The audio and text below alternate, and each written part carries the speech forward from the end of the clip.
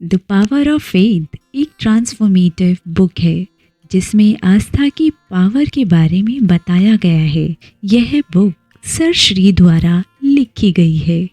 अगर आप भी फेथ और स्पिरिचुअलिटी के बारे में जानना चाहते हैं तो इस समरी में बताई गई बातों को पूरे फोकस के साथ सुने और अपने जीवन में अप्लाई करें। हम आस्था किस पर करते हैं, यानी कोई भी इंसान आस्था किस पर करता है। ज्यादातर हम देखते हैं ये बातें अविश्वसनीय होती हैं, लेकिन फिर भी आस्था के नाम पर बड़े बड़े काम करते हैं। आस्था की शक्ति बहुत ही बड़ी शक्ति है जिसके जरिए इंसान बड़े कदम भी उठा लेता है और खुद पर भरोसा रखते हुए आगे बढ़ता जाता है। The power of faith book summary में आप समझ पाएंगे कि हम अपनी आस्था शक्ति को कैसे बढ़ा सकते हैं। इस बुक का टाइटल बेहद खूबसूरत है। इस बुक की समरी सुनने के बाद आप बहुत एंथुजियाज्म फील करेंगे। तो चलिए दोस्तों, जानते हैं सर श्री द्वारा लिखी गई यह बुक, जो एक आध्यात्मिक गुरु है, उन्होंने इस बुक के थ्रू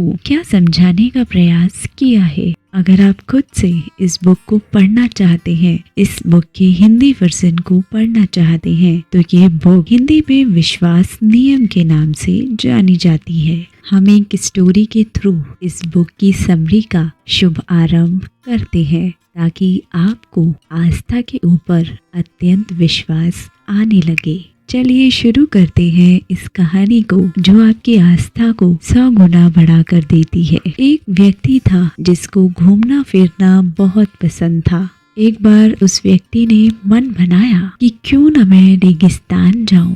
वह व्यक्ति रेगिस्तान पहुंचा। कुछ दिन रेगिस्तान में गुजारने के बाद जैसे ही उसका मन भर गया, उसने पाया कि उसका खाना पीना भी खत्म होता जा रहा है।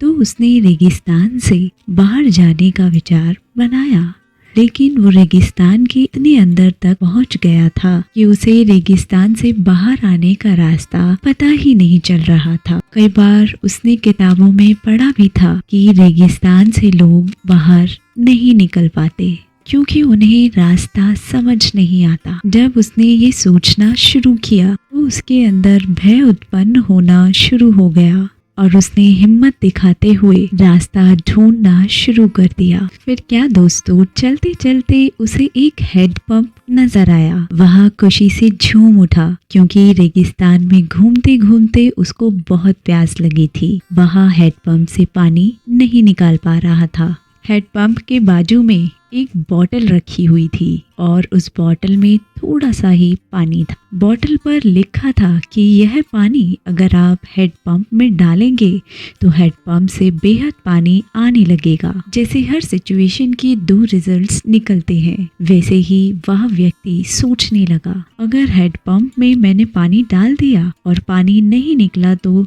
जो थोड़ा पानी है बोतल में वो भी मुझे नसीब नहीं होगा और मैं प्यासा ही मर जाऊंगा। लेकिन दूसरी ओर उसके मन में ये विचार भी आया कि अगर बोतल का पानी मैं डाल दूं और पानी आने लग जाए तो मेरी प्यास भी बुझ जाएगी और आने जाने वाले यात्री भी पानी की सुविधा का लाभ उठा पाएंगे। सिर्फ मैं अपने बारे में नहीं सोच सकता, मुझे दूसरों के बारे में भी सोचकर चलना है। तो मुझे इस बोतल के पानी को हैंडपंप में डाल देना चाहिए ताकि आने वाले यात्रियों को भी पानी की प्राप्ति हो सके। दूसरों का ख्याल करते हुए उसने अपनी आस्था पर विश्वास दिखाया और उस बोतल के पानी को हैंडपंप में डाल दिया। फिर उस व्यक्ति ने देखा हैंडपंप में पानी डालने पर हैंडपंप से पानी निकलना शुरू हो गया, जिसके कारण उस व्यक्ति ने खूब पानी पिया और थोड़ा पानी रास्ते में पीने के लिए रख लिया, या यूं कहें आने वाले समय के लिए रख लिया। और बोतल में पानी भरकर उस पर लिख भी दिया कि आप इस बोतल का पानी हैंडपंप में डालें और अपनी आस्था पर यकीन रखें, हैंडपंप से पानी जरूर आएगा। जरूरी नहीं है दोस्तों कि सामने वाला व्यक्ति आपको कभी कोई काम करने के लिए विश्वास दिलाएगा, तभी आपके अंदर विश्वास उत्पन्न हो। विश्वास एक ऐसी चीज है जो हर व्यक्ति के अंदर मौजूद होती है, पर उसे जगाना बेहद ज़रूरी है, क्योंकि जब आप ही अपने ऊपर विश्वास नहीं करेंगे तो कोई काम कैसे संभव हो सकता है। इस स्टोरी में व्यक्ति ने दूसरों के बारे में भी सोचा और अपने ऊपर विश्वास किया। विश्वास का नतीजा यह है कि उसने अपनी प्यास बुझाई और आने वाले यात्रियों के लिए भी बोतल पर संदेश लिख दिया कि आप इस बोतल का पानी हेडपंप में डालें और जितना चाहे उतना पानी पी लें। Awaken the power of faith bye sir Shri. जैसा कि अभी आपने स्टोरी के माध्यम से समझा कि विश्वास के कारण इंसान बड़े से बड़े चैलेंजेस का सामना कर सकता है। ये बात 100% सही है कि विश्वास के कारण इंसान बड़े से बड़े चैलेंजेस का सामना आसानी से कर सकता है। पर आपको एक बात समझनी होगी कि कहीं आपका विश्वास भ्रमिक वास्तविकता पर तो नहीं टिका है। कई बार हमारा विश्वास भ्रमिक वास्तविकता से जुड़ा होता है, जिसके कारण हम गलत निर्णय लेते हैं और गलत काम करना शुरू कर देते हैं, क्योंकि हमें लगता है जो हम कर रहे हैं वो ही सही है। भ्रमिक वास्तविकता में इंसान जो देखना चाहता है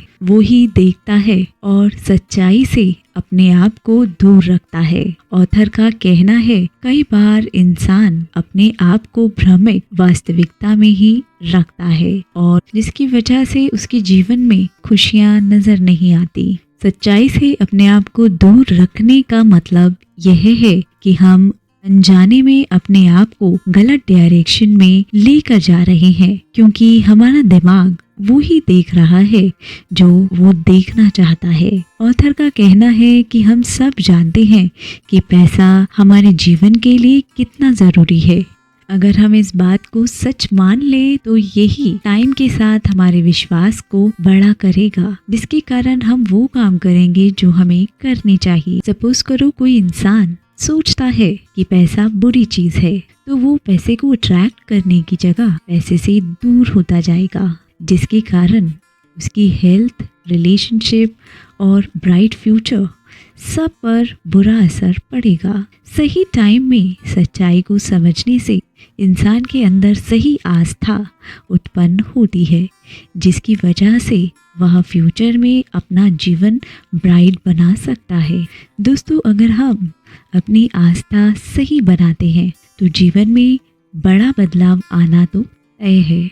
आप अमीर बनने की कल्पना कर रहे हैं और मेहनत करते जा रहे हैं। आपकी आस्था बन गई है कि मैं जल्द ही अमीर बनने वाला हूँ, तो ये आस्था आपको प्रगति की ओर लेकर जाएगी। विश्वास और भ्रमिक वास्तविकता का सही यूज हो तो इसका रिजल्ट भी सही ही मिलता है। वहीं अगर आप गलत विश्वास अपने अंदर उत्पन्न कर लेते हैं तो वो आपके जीवन को नष्ट करता है। जैसे पैसे को बुरे काम करके कमाया जा सकता है, ऐसे में आप बुरा काम करना शुरू कर देंगे और सोचेंगे कि अच्छा काम करने से कौन पैसा कमा रहा है। सबकॉन्शियस माइंड में हम खुद की जो तस्वीर बना लेते हैं वही देखने लग जाते हैं। अगर आप अपने सबकॉन्शियस माइंड में कहते हैं कि मैं इंसान हूँ जो जीवन में आगे बढ़ता जा रहा है, तो आप सच में आगे बढ़ते जाएंगे।